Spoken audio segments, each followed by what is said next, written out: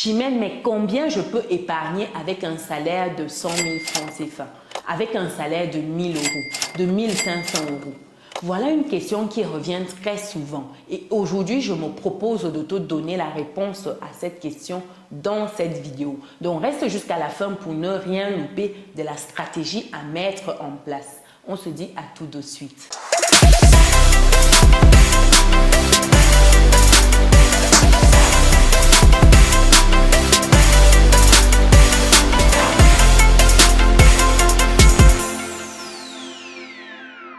Bienvenue de nouveau sur Business et Réussite, la chaîne qui te permet de muscler ton mindset et tes finances. Si c'est quelque chose qui te parle, alors rejoins dès à présent la communauté des personnes résilientes et pense à lâcher ton pouce bleu en l'air et à partager massivement cette vidéo. Si tu me découvres pour la première fois, je suis Chimène Nana, je suis entrepreneur, investisseuse en France et en Afrique depuis quelques années et ma passion au quotidien, c'est de te voir atteindre ton autonomie financière. Après cette belle parenthèse, revenons à notre sujet du jour qui est celui de savoir combien on peut épargner avec son salaire de 100 000 francs CFA, de 1 000 euros, de 1 500 euros. Bref, combien on peut épargner en fonction de son salaire. Déjà d'entrée de jeu, j'ai envie de vous dire que quel que soit votre salaire aujourd'hui, vous pouvez épargner. Oui, je vais me répéter, je vais le répéter. Quel que soit votre salaire aujourd'hui, vous pouvez épargner. Il ne tient qu'à vous de mettre en place la bonne stratégie et de vous donner les moyens. Après avoir dit cela, comment vous pouvez épargner et surtout combien? Rentrons dans le vif du sujet. En termes d'argent ici, il faut déjà comprendre le fonctionnement de l'argent. Il faut arrêter de courir après l'argent et mettre en place des stratégies pour que l'argent vous court après. Je vois trop de personnes faire des erreurs basiques de débutants en termes de gestion de finances. Et c'est là tout le problème. Trop de personnes n'ont pas ce réflexe-là de s'éduquer sur le plan de l'argent. On a l'éducation basique quand on grandit avec, on a l'éducation à l'école, mais on n'a pas l'éducation de l'argent. En termes d'éducation financière ici, il y a des bases. Et l'une de ces bases-là, c'est de comprendre les entrées et les sorties, c'est-à-dire tout ce qui est actif et tout ce qui est passif. Qu'est-ce qu'un actif ici? Un actif, simplement, c'est tout ce qui met de l'argent dans votre poche tous les mois ou toutes les périodes définies. Un actif, c'est tout ce qui vous met de l'argent dans la poche. Je vais vous donner un exemple d'actif ici pour qu'on soit sur la même longueur d'onde. Un bien immobilier, par exemple, c'est un actif suivant son utilisation quotidienne.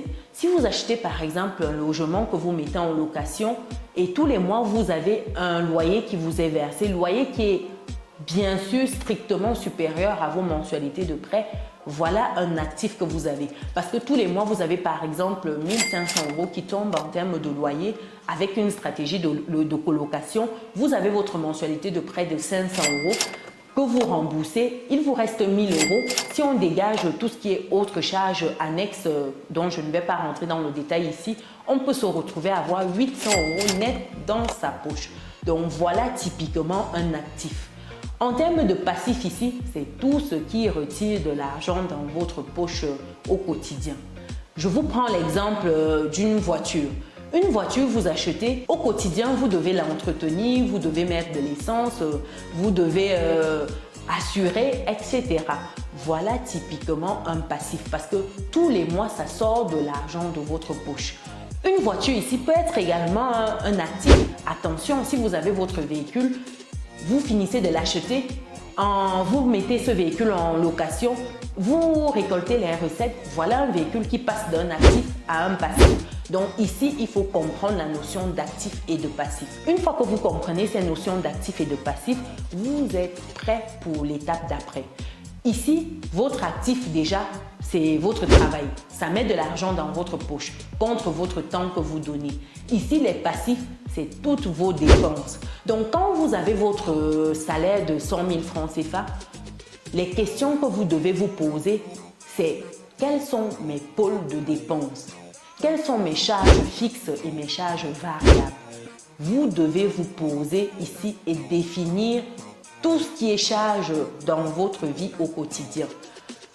Vous définissez tout cela, vous définissez ensuite quels sont vos objectifs au quotidien, vos objectifs mensuels, annuels. Vous devez prendre le temps de mettre tout cela par écrit. Ça va vous permettre d'avoir des idées claires. Très important. Vous pouvez revenir regarder cette vidéo afin de ne rien louper, de comprendre vraiment ce que je vais vous expliquer ici. Ça va vous permettre de changer le cours de vos finances. Ça va vous permettre à tout jamais d'avoir une bonne gestion de votre argent, de vos finances et de ne plus être en galère à la fin du mois. Donc, quand vous finissez d'identifier tout ce qui est charges variables, vos objectifs, vous êtes bien.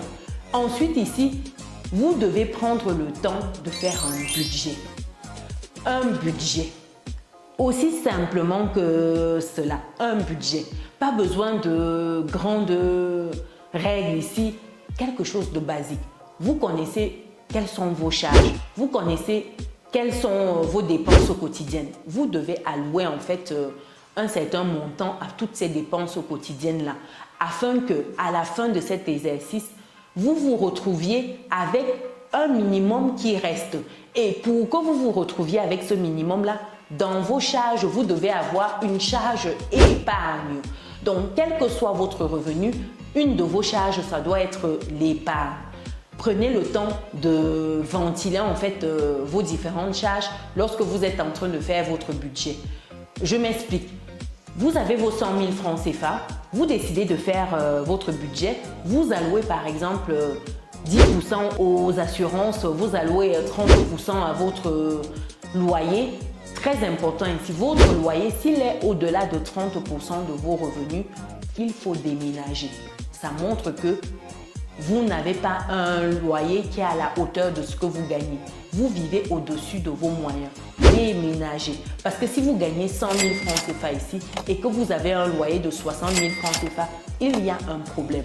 Si vous gagnez 1 000 € et que vous avez un loyer de 500 francs CFA, il y a un problème. Votre loyer doit être autour des 300 €. Très important. Donc, vous allouez les montants à ces différents pôles-là. Et dans le pôle épargne, vous allouez un montant d'entrée de jeu. Ici, la stratégie, c'est de vous payer en premier. Quand vous avez vos 100 000 francs CFA, vos 1 000 €, vos 1 500 €, vous pouvez d'entrée de jeu dire que je réserve 10% de cette entrée-là pour l'épargne. Et quand vous percevez vos 100 000 francs CFA, vous retirez déjà 10 000 francs CFA que vous mettez dans l'enveloppe épargne et vous ventilez le reste. Si vous n'arrivez pas à vous en sortir avec les 90 000 francs CFA ou les 900 € qui restent, ça veut dire que vous avez un souci quelque part. C'est à vous de compresser vos dépenses. C'est à vous d'ajuster certains volets de vos dépenses. Si vous vous retrouvez là et que vous avez un budget restaurant de 100 €, mais vous devez peut-être passer ce budget à 80 €, à 50 €, à 60 €, ainsi de suite. Après avoir sorti la ligne épargne, c'est à vous de faire que le reste rentre. Si vous avez du mal, vous devez diminuer certaines lignes. Vous devez vous faire violence parce que oui, ça va vous demander une certaine discipline. Mais à la fin de la journée, vous serez content. Vous aurez réussi à mettre l'équivalent de 10% de votre salaire de côté. Ça, c'est un minimum, c'est une base. Sachant qu'il y a des champions qui réussissent à aller à 40, 50, 60, 70% même. Ici, ça dépend maintenant de vos niveaux de revenus. Bien sûr que si vous avez 100 000 francs CFA, vous aurez vraiment du mal à épargner 60 000 francs CFA si vous gérez tout à 100%. Pour des personnes qui sont chez leurs parents, qui vivent encore chez des proches, oui, vous pouvez. Mais quand vous vous retrouvez seul à tout gérer avec une famille, c'est un peu différent. C'est différent. Vous devez prendre le temps ici de multiplier vos sources de revenus. C'est pour cela qu'à un moment, on arrive où c'est ric-rac, c'est vraiment très juste. Il y a des choses où on compresse, mais on se rend compte que le problème, ce n'est pas de compresser. Le problème à un moment, c'est d'avoir plus de sources de revenus. C'est de pouvoir gagner encore plus. Mais déjà, vous devez pouvoir vous en sortir avec le peu que vous avez. Parce que si vous savez gérer 1 000 francs CFA, vous saurez gérer 100 000 francs CFA, 1 million de francs CFA. Si vous êtes déjà en galère avec 10 000 francs CFA, demain même si on vous remet le million de francs CFA, vous serez toujours en galère. Parce que je connais trop de personnes qui gagnent beaucoup d'argent, mais beaucoup d'argent ici tous les mois. Des personnes salariées, des personnes qui au mois, je vous dis bien, tous les mois se retrouvent avec des salaires de 40 000, 50 000 euros au mois. Et pourtant, c'est quand même tendu. Et pourtant, c'est des personnes qui n'ont pas d'épargne. Donc, pour vous dire que ici, ce n'est pas le montant que vous gagnez le problème. Ici, c'est votre capacité à bien gérer ce que vous gagnez, chers résilients. Donc, ne restez pas bloqué en mode « je ne gagne pas grand-chose, donc je ne peux pas épargner ». C'est la pire des choses, c'est la pire des manières de voir votre situation. Car l'argent obéit à des règles. Il y a des personnes qui gagnent 1500 euros et qui épargnent 500 euros, 300 euros tous les mois. Et des personnes qui gagnent 4000 euros, 5000 euros, qui ne sont pas capables de mettre 200 euros de côté. Même situation, simplement parce que le rythme de vie suit. Il y a des gens, quand ils ont 1000 francs, ils ont des problèmes de 5000 francs. Quand ils ont 5000 francs, ils ont des problèmes de 10 000 francs, ainsi de suite. Et c'est toujours comme ça dans la vie. Tant que vous ne connaissez pas vous discipliner, tant que vous ne prenez pas le temps de mettre en place des règles et de vous en tenir, vous aurez toujours des problèmes de gestion d'argent. Donc ici, me demander combien vous pouvez épargner avec votre salaire, j'ai envie de vous dire que minimum 10% vous pouvez si vous faites bien les choses. Et ensuite, ça ne tient qu'à vous d'aller un peu plus loin. Peut-être d'autres auront du mal à commencer avec 10%. Vous pouvez commencer avec 5% et puis progressivement grandir. Et à terme, vous aurez des pourcentages impressionnants. Aujourd'hui, ce que je peux épargner, c'est juste violent parce que j'ai beaucoup de sources de revenus. Parce que voilà, j'ai mis en place des stratégies. Ici, c'est à chacun de définir cela avec son revenu et surtout avec son objectif. C'est pour cela que je vous disais d'entrée de jeu, prenez le temps de mettre en place vos objectifs. Prenez le temps de les définir, d'écrire cela. Parce qu'en fonction de vos objectifs, vous aurez faim. Si vous avez un objectif, par exemple, je dis une bêtise, d'épargner pendant une année 1000 euros et vous avez un salaire de 2000 euros, vous êtes d'accord avec moi que ce n'est pas un objectif challengeant? 1000 euros sur 12 mois, sincèrement, ce n'est pas challengeant du tout. Après, pour des personnes qui sont surendettées, qui ont plein de prêts, des choses comme ça, oui, je peux comprendre. Mais de façon générale, si vous avez des prêts, même un, deux prêts, et que vous avez 2000 euros ou 3000 euros et que vous vous mettez comme objectif d'épargner 1000 euros sur une année, sincèrement, ou 1200 euros. Ça veut dire quoi? Tous les mois, vous devez mettre combien? 100 euros de côté? Non, ce n'est pas challengeant. Donc, vous devez avoir des objectifs challengeants. Et suivant vos objectifs challengeants, vous allez faire en sorte que à la fin, vous vous y retrouviez. Donc, voilà, chers résilients, dites-moi ce que vous pensez de cette analyse de la gestion de finances et surtout ces petits tips au quotidien afin d'épargner, de mettre une partie de ses revenus de côté.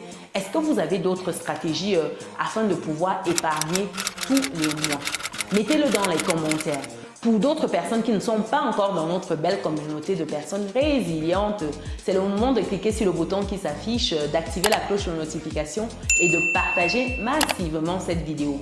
Nous devons être nombreux en 2023 à level up. Nous, on se dit à très bientôt. Ciao!